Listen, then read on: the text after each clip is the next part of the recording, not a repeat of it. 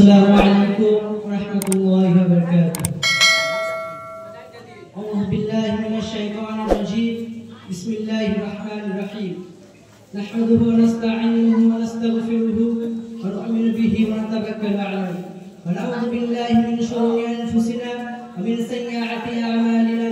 من يهده الله فلا مضل له ومن يضلله فلا هادي له. ونشهد أن محمدا عبده ورسوله أرسل بالحق بشيرا ونذيرا. يا أيها الذين آمنوا صلوا عليه وسلموا تسليما. صدق الله العظيم. সমস্ত প্রশংসা সমস্ত তারিফ সেই মহান রব্বুল আলামিনের দরবারে, যিনি আমাদেরকে বছরের শেষে এমনকি আমাদের মাদ্রাসায় পড়িয়ে নিয়ে এরকম একটি বার্ষিক আয়োজনে প্রসঙ্গত অভিনয় করেছেন, সেই আল্লাহ দরবারে লাখ কোটি শুকরিয়া জানাই। আলহামদুলিল্লাহ।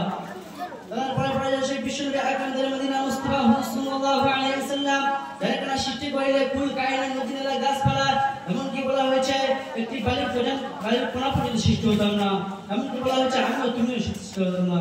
সেই নবীর উপরে দরুদ বর্ষিত সাল্লাল্লাহু আলাইহি ওয়াসাল্লাম।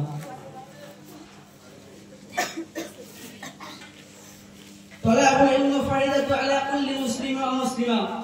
প্রত্যেক মুমিনের জন্য ইলমে দ্বীন শিক্ষা করা ফরজ।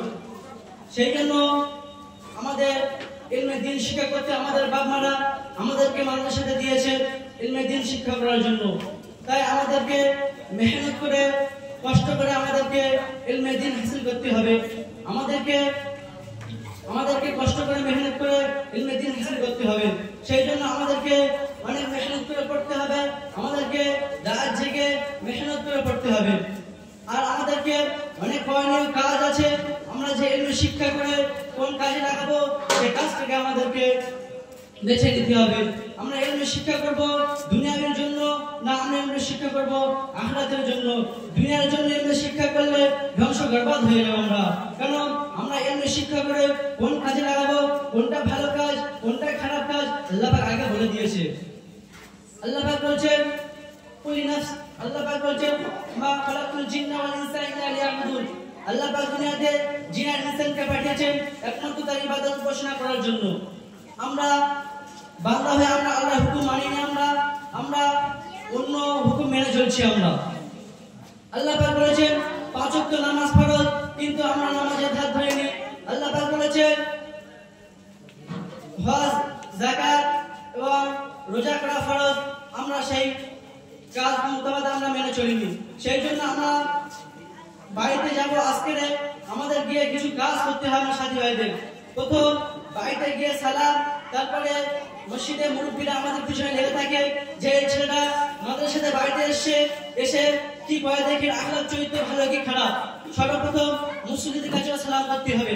তারপরে আমাদেরকে এমন কাজ করতে হবে যেন মানুষের নানা চোখে লাগে।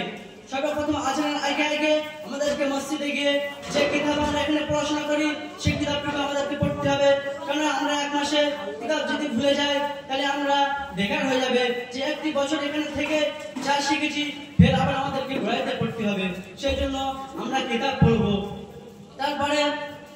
তারপরে বাপ মা আমাদের অনেকে নামাজ পড়ে না এবং দাড়িও রাখে না। কারণ দাড়ি রাখা নবীর সুন্নত। যখন তুমি আলেম হয়ে যাবে, যখন তুমি কিছু শিক্ষা উপার্জন করবে, তুমি যখন লোকেকে বলতে যাবে দিনের দাওয়াত দিতে যাবে, কিন্তু তোমার বাপ নামাজ পড়ে না, তোমার মা নামাজ পড়ে না, তোমার বোন তোমার ভাই কেউ নামাজ পড়ে না, কিন্তু তুমি লোকেকে বলতে গেলে কিন্তু লোক বলবে নিজের বাড়িটা আগে দেখো তারপর পড়াইতে পারো, কিন্তু আমার বাড়িতে কেউ নামাজ পড়ে না। কিন্তু আমরা মাদ্রাসায় পড়ছি, আমাদের বাপ মাদেরকে বলতে হবে যে আব্বা আপনি নামাজ পড়েন, আপনার জন্য আমার মান সম্মান যাচ্ছে। কেন আমি কাউকে বলতে যাব যে তোমার বাপ নামাজ পড়ে না, তুমি দেবের দাওয়াত দিচ্ছ কেন? আমাদেরকে আমাদের বাপ মাদের বলতে হবে।